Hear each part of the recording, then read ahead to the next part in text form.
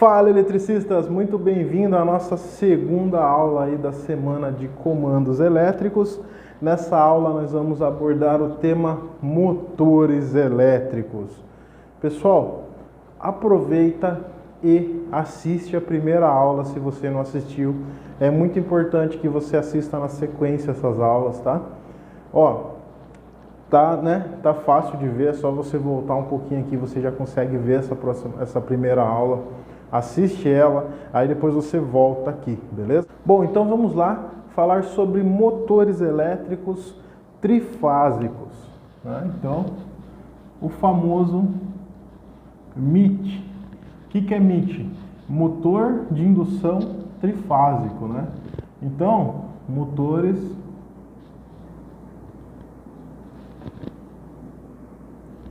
trifásicos.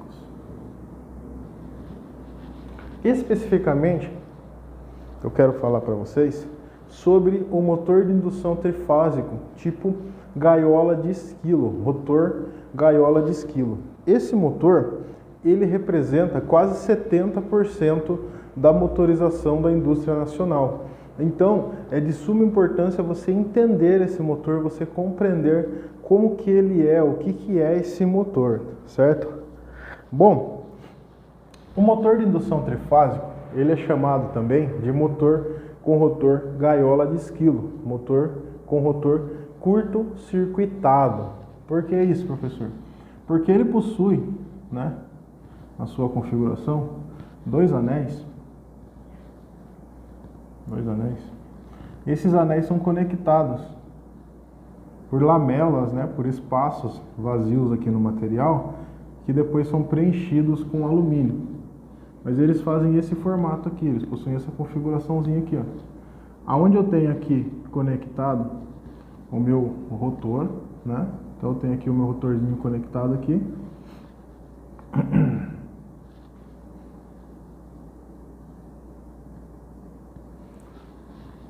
Funciona mais ou menos assim, ó. Parece bastante com aquela rodinha que o hamster corre dentro, sabe? Então aquela rodinha do hamster, lá fora, né? O hamster ele é considerado um esquilo, ele é da família de um esquilo.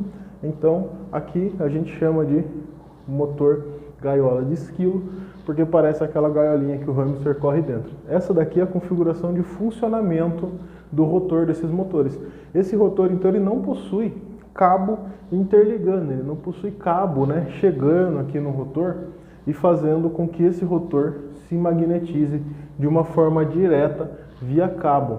Essa configuração barateou a produção desse motor e barateou também os custos de manutenção desse tipo de motor. Isso que é interessante. Como que ele funciona? Ele possui aqui uma bobina, né, do estator. O que é o estator do motor? É a parte estática, é a parte que fica parado. Então você tem ali, né, várias bobinas representando a parte do estator, e essas bobinas induzem campo eletromagnético no rotor curto-circuitado. Esse rotor, por sua vez, ele absorve esse campo magnético e, como ele está curto-circuitado, as pontas dele, ele responde de maneira oposta, ou seja, o campo magnético entra no rotor, dá a volta e sai. Por que ele dá a volta e sai? Por causa da inclinação dessas lamelas aqui. Então essa torção que essas lamelas possuem gera esse campo magnético, né? Obriga esse campo magnético a entrar no sistema como se fosse um vórtice, né? Então ele gira em cima do rotor para seguir o polo oposto aqui à outra bobina. E aí quando essa bobina produz o processo ao contrário, então ele fica fazendo esse vai e vem aqui, né? Então ele vai oscilando entre bobinas e o rotor vai acompanhando esse movimento. Fato interessante é que esse motor, por ser curto-circuitado e possui sistema de vórtice, se ele não tiver essa defasagem entre essas lamelas aqui, essa torção entre as lamelas, não funciona esse tipo de motor aqui. Então é criado, né, aqui internamente dele, é criado um campo magnético girante. tá?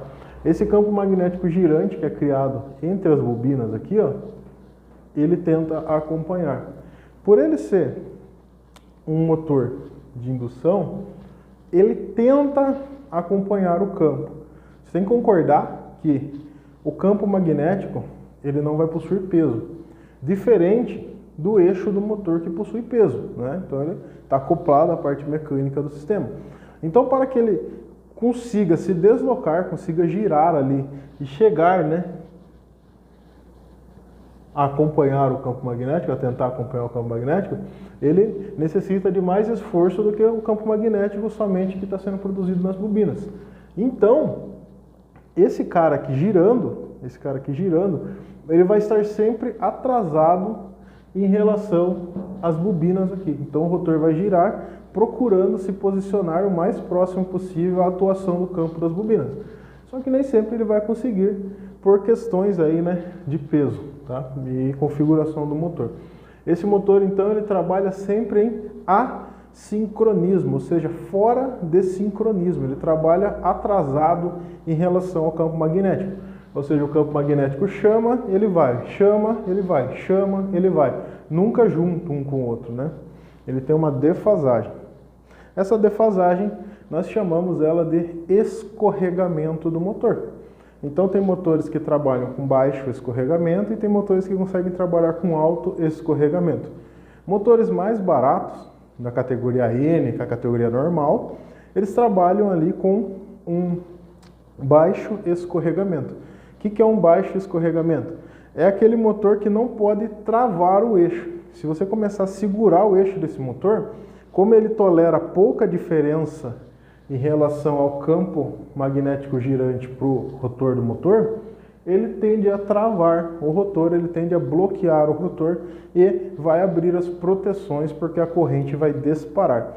Tem motores que já possuem um escorregamento maior, que são de categorias mais avançadas do que a N, né? A H, a D, por exemplo.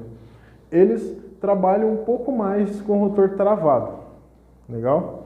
Mas todo motor, se você chegar ao ponto de bloquear o rotor dele, todo motor, se você bloqueia o rotor dele, por consequência ele acaba subindo a corrente e desarmando o sistema, tá? Bom, vocês já entenderam, né, a ideia aqui do meu motor. Eu precisava falar para vocês aqui a questão de polos, tá? Polo eu vou representar aqui de uma forma bem básica para que vocês entendam.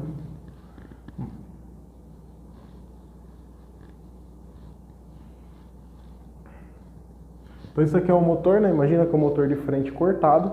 Esse motor de frente aqui cortado, ele possui aqui no seu interior o rotor e aqui as bobinas dele, certo? Essas bobinas, elas trabalham com polos. O que é polo? É quantas vezes vai aparecer o campo magnético dentro desse motor, dentro dessa parte bobinada aqui. Então, por exemplo, se você pegar ali um motor que possui 2 polos, e eu possuo 3 fases, fase R, S e T, vai aparecer 2 vezes a fase R, 2 vezes a fase S e, por consequência, 2 vezes a fase T aqui dentro do meu motor. Ou seja, quando o R chegar no pico de tensão dele ali, a fase R estiver toda energizada, vai aparecer o R aqui.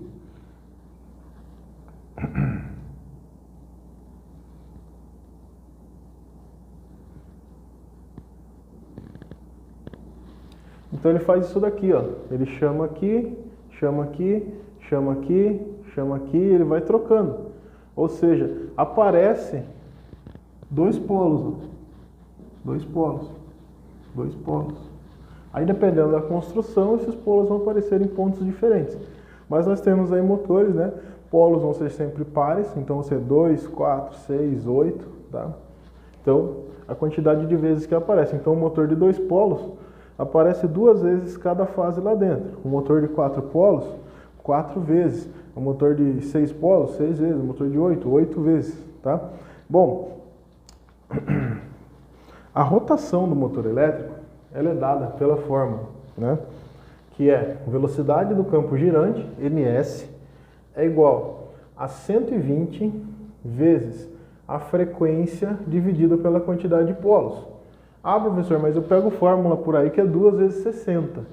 Cara, 2 vezes 60 é 120. Né? Esse valor aqui é uma constante, tranquilo, tá? Olha só, NS é igual a 120 vezes a minha frequência. A minha frequência do motor, né? Se você estiver falando ali do motor que trabalha diretamente ligado à rede, 60 Hz, certo? Quantidade de polos do meu motor, se for um motor 2 polos, por exemplo, 4 polos, né? Então você vai colocar aqui 2, quantidade de polos. Aí é fácil, né? É só multiplicar 120 vezes 60 e dividir por 2, teremos aqui a nossa NS, tá? Bom, isso daqui é a nossa rotação, então ela é dada aqui, rotação. Professor, não sei matemática, é difícil. Cara, pega a calculadora, multiplica isso vezes isso. Deu o resultado, você coloca aqui, ó, a resposta. E joga o 2 aqui embaixo. Isso vai ser a rotação do seu motor. Ah, professor, mas está uma fração aqui, deu 7.000 alguma coisa. Dividido por 2 vai dar 3.000, né? E poucos RPMs aqui. Então você coloca aqui embaixo, 3.000 e poucos RPM. É bem simples de fazer, pessoal. Bom, então para definir a rotação de um motor, eu preciso fazer dessa forma. E se eu precisasse controlar a rotação de um motor de indução trifásica? Eu posso baixar a tensão desse motor? Não devo fazer isso. Você vai elevar a corrente, você vai forçar as bobinas. Eu posso subir a tensão do motor se eu quiser acelerar ele? Não deve fazer isso, porque você vai elevar a tensão, você pode estragar as bobinas também, tá? Bom, qual a forma boa de se controlar a rotação de um motor? Alterando a frequência de trabalho. Como que eu altero a frequência de trabalho? Com componentes próprios para alterar a frequência, como por exemplo o inversor de frequência. Ele cria frequências novas e coloca elas aqui. Você concorda que se em vez de 60 fosse 30, essa rotação seria menor? Se em vez de 60 fosse 70, essa rotação seria maior? Então eu altero a rotação de um motor trifásico controlando a sua frequência. Professor, mas e se eu mudar os polos do meu motor? Se você alterar os polos, você altera a rotação. Porém, alterar polos não seria uma coisa viável, né? Por quê? Porque você teria que mexer na parte estrutural do seu motor. Então você compra motores com os polos fixos, né? Você não tem motor com polo variável, você tem motor com polo fixo. Então o polo do motor, ele vai ser da construção, característica de fabricante. Você só vai colocar aqui, característica de fabricante, quantidade de polos do meu motor, tá? Se você alterar o polo, um exemplo, né, ao invés de um motor de 2 polos, eu coloco um motor de 4 polos. Quanto mais polos o meu motor tem, mais lento é a rotação do meu motor. Porque ele vai chamar, né, o campo magnético mais picadinho. E o motor vai tender a ser mais lento por causa dessa configuração. Então, mais polos, menos rotação. Menos polos, mais rotação. Então o nosso motor de 2 polos é o motor que mais tem velocidade, o motor que mais desenvolve velocidade no quesito polos aí, tá? Bom, o motor elétrico trifásico, ele é bem simples de se reverter. Ele é bem fácil de se reverter. Um exemplo, se você tiver ali o bobinado do meu motor, né? Fechado em estrela, uma tensão maior, fechado em estrela. Tem ali o bobinadinho fechado em estrela. Você tem as fases R, S e T. O meu motor vai trabalhar, né? R, S, T, R, S, T. Então o meu motor vai trabalhar ali, né? Internamente. Né? Um exemplo, tá, pessoal? R, S, T. Se eu trocar duas fases do meu motor, se eu inverter 2 fases, o meu motor automaticamente troca de posição. Posso trocar as 2 primeiras? Pode. Posso trocar a primeira e a última? Pode. Posso trocar a última, a penúltima e a última? Pode. Porém, tem que tomar um cuidadinho com isso daí. Por que eu tenho que tomar cuidado, professor? Porque é o seguinte, cara, dá uma olhada. Quando você faz um projeto elétrico, por convenção, né? Não é que seja proibido, mas por convenção, o pessoal troca sempre essa e essa de lugar. E a do meio fica. Porque daí o desenho fica bonitinho, né? Uma partida com reversão, se você trocar a primeira e a última fase, fica bonitinho o seu desenho, né? Então vamos lá, se eu trocar o T, vou até colocar aqui mesmo, né? Vou pegar uma outra cor aqui, ó.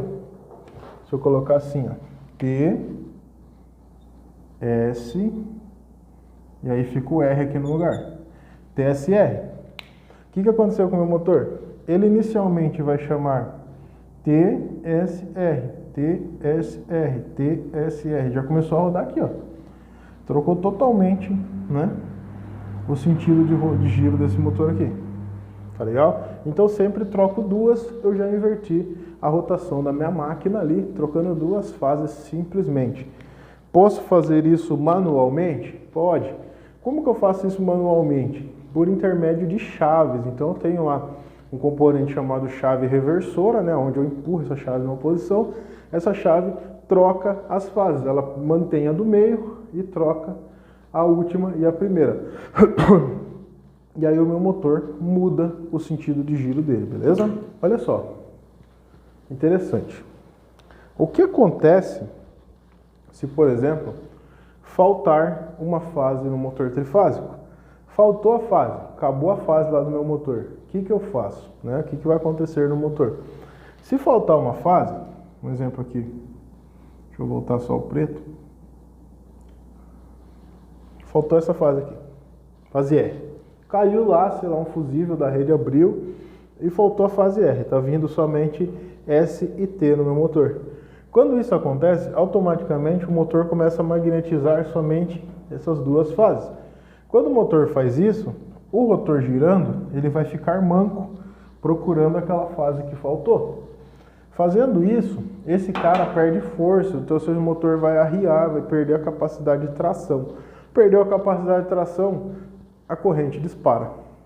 Por quê? Porque eu aumentei a defasagem, estou tendendo a travar o meu eixo. Aumentei o escorregamento que eu tinha falado para vocês, estou tendendo a travar o meu eixo ali. Então faltou fase, é normal desarmar a proteção. Se o meu motor estiver sendo protegido por fusíveis, é normal você observar no painel pelo menos 2 fusíveis queimados. Se o meu motor então estiver sendo protegido por fusíveis, né, é normal você observar pelo menos 2 fusíveis queimados aí no painel elétrico. Legal?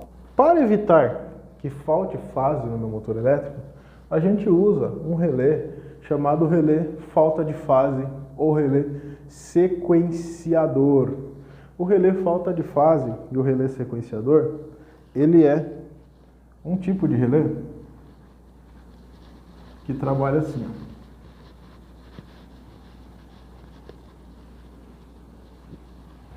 Ele é um tipo de relé que trabalha nessa configuração aqui, ó. Você tem um relé, né, onde entra o trifásico. Tem caso de relé que entra o neutro, depende, né, do sistema, depende se for um sistema que não pode faltar neutro, RST.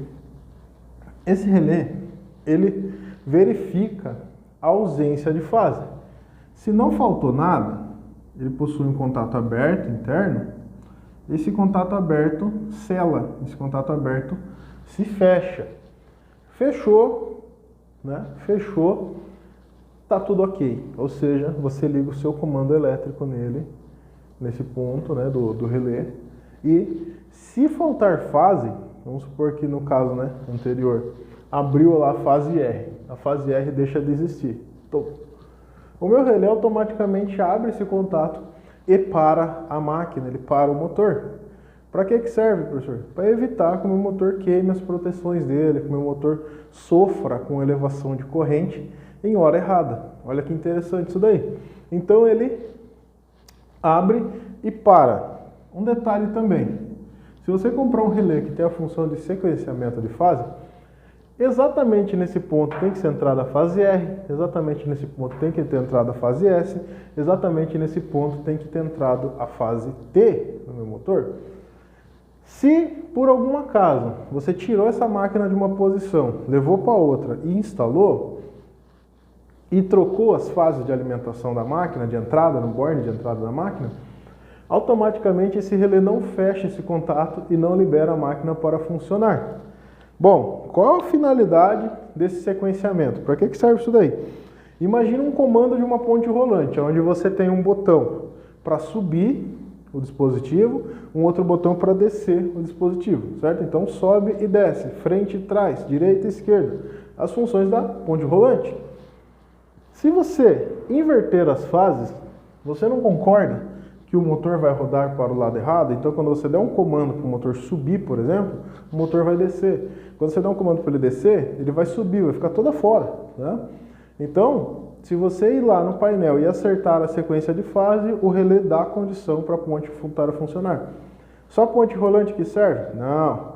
Tem bombas que, se você instalar ela de forma errada, o rotor vai para dentro ali, encosta na base, na sede da bomba, na carcaça da bomba e trava o rotor, né? O eixo acaba fazendo uma usinagem errada ali no rotor, ele come o rotor e você tem que substituir esse rotor dessa bomba, né? Quem já fez manutenção em bomba já deve ter visto esse tipo de coisa.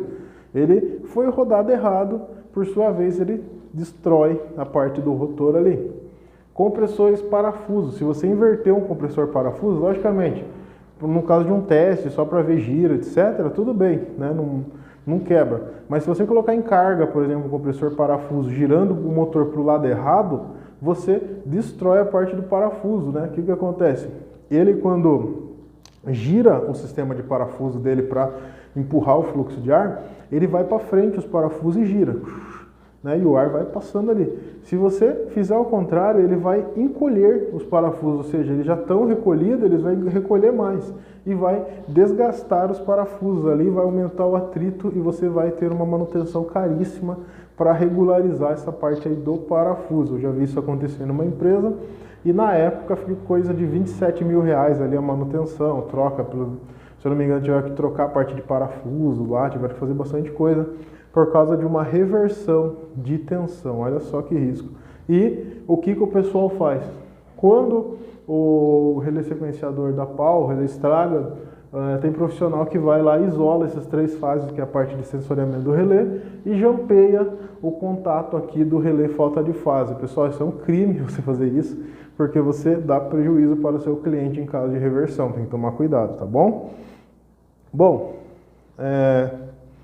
subdimensionamento e superdimensionamento de motores. O que causa, né? Bom, o subdimensionamento é simples, vou explicar para vocês. Você compra uma Ferrari e aí descobre que na Ferrari veio um motor 1.0. Nem é do Up TSI não, é um motor 1.0 normal. Aí o que acontece? Esse motorzinho 1.0 não vai ter tração suficiente, ele vai gastar mais do que devia porque ele não tem nem força para empurrar o veículo direito, né? Quando irá fazer qualquer atividade. Então, coloquei um motor pequeno numa máquina, é normal que esse motor trabalhe com uma corrente excessiva, consuma muita energia elétrica e reduza a sua vida útil. Por quê? Porque ele está mal instalado.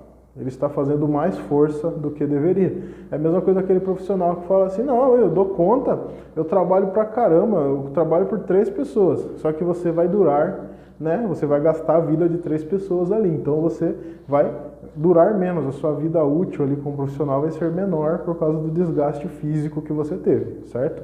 É a mesma ideia. Forcei, reduzir vida útil. Isso daí é uma regra, é um padrão que serve para qualquer coisa, tá? Para qualquer coisa. Serve para gente, para equipamentos, na elétrica, na mecânica. Forcei, reduzir a vida útil. Não fui dimensionado para aquilo, né? Então, o subdimensionamento vai acabar fazendo seu motor abrir proteção toda hora, vai acabar, né? Bom, e o superdimensionamento? Quando eu dimensiono a mais, eu coloco a mais do que deveria, né? Um motor seria um motor necessário de 2 cavalos, eu coloco um de 10. Estou tranquilão? Estou sossegado? O que vai acontecer, pessoal? O consumo desse motor, né, vai ser de um motor de 10 cavalos, não no de 2, ou seja, ele vai estar consumindo 5 vezes mais, pelo menos, já vai refletir ali no gasto de energia elétrica. Outra, motor rodando em vazio, motor com muita sobra, ele aumenta o fator de potência na rede. Então ele cria, né, defasagens ali entre tensão e corrente que não é legal ter. Tá? Não é legal ter, o banco de capacitor vai ter que trabalhar para corrigir aquelas sobras, aqueles excessos. Então, você está tendo como é que se diz, um canhão para matar uma mosca também não é ideal. Ideal é que ele fique próximo à faixa de trabalho mesmo, tá? Não adianta você exagerar no dimensionamento de motores aí. Bom, eficiência de máquinas elétricas. O que é a eficiência, pessoal? A eficiência, ela é dada pela potência elétrica, né? A eficiência ela é dada pela potência elétrica que entra na máquina, dividido pela potência mecânica. A potência mecânica, né, que sai no eixo da máquina, dividido pela potência elétrica. Então, se está entrando, por exemplo, 10 kW na máquina e ela está entregando 8 kW de potência mecânica, é essa divisão. O ideal é que fosse 100%. Como assim 100%? Se eu forneço 10 de potência elétrica, saia 10 de potência mecânica. Só que a relação de transformação, ela não é perfeita. Por que ela não é perfeita? Né? Porque existe perdas na qualidade do cobre, tipo de rolamento do meu motor, qualidade do cobre, tipo de rolamento, entre ferro, né? Então você tem ali o próprio ferro do motor, a própria carcaça de estator, de rotor, é um material que trabalha melhor com o campo magnético, que cria menos memória magnética, né? Aquela oposição magnética quando o campo magnético se inverte e o metal está magnetizado ainda na outra posição. Então, entra tudo isso daí, tá? Como eficiência da máquina. Então, essa diferença da eficiência, vamos supor que seja 90% de eficiência, esse motor. Se você colocar 10 kW, somente 9 vão ser transformados em trabalho. 1 kW vai diretamente para o lixo, mas vai vir cobrado na sua fatura de energia, porque foi gasto 10 para produzir 9. Essa é a questão. O problema maior, é que vocês têm que ficar esperto, é que tem motor no mercado com 60% de eficiência somente, ou seja, 40% é jogado fora na hora que a máquina está trabalhando. Então, se o motor possui ali 10 kW e tem um motor com 60%, 65%, 40%, 40 kW, 4 kW é jogado diretamente na lata de lixo, é perda financeira para a empresa. Hoje nós temos motores com eficiência de 92%, 96%, 99,9%, que são casos de motores W Magnetic que possuem rotor. Além de possuir o rotor, né, desse formato, possuem peças metálicas, peças magnéticas de ímãs encaixadas aqui no rotor. Isso facilita essa transformação, ele aproveita melhor a energia que chega. Se ele aproveita melhor a energia que chega, produz mais trabalho, por consequência, a conta de energia do cliente cai. Essa é uma dica para vocês também, estarem fazendo na indústria a implantação dessa melhoria na parte de motorização. Então, começa a ver os motores que tem instalados nas máquinas e sugira, né, dê a ideia de fazer melhorias nessa parte, ou seja, aproveitar e unir, né, o seu conhecimento na área de motores com a geração de lucro para o seu cliente. E você vende esse trabalho, você vende essa retirada e instalação de motores novos, tá? A empresa WEG, inclusive, ela faz uma visita técnica, se você solicitar para a empresa, e ela faz um levantamento das motorizações. Então ela fala assim, ó, esses motores aqui dá para ser substituído por esses, você vai ter um retorno financeiro X, né? E vai ter um payback X. Então, em tanto tempo, é igual a energia solar, né? Em tanto tempo investido, você vai ter de volta esse dinheiro e depois disso daí vai ser lucro para a empresa. Se você falar de lucro, qualquer cliente fecha com você, se liga na dica, tá? Queria agradecer a vocês aí pela participação na nossa segunda aula. Quem não assistiu a primeira, vai lá assistir, assista a segunda. Essa semana aqui é a semana, né, de comandos elétricos. Acompanhe o grupo do WhatsApp, acompanhe o Instagram da escola, acompanhe as lives e se liga aí até a próxima aula. Um abraço.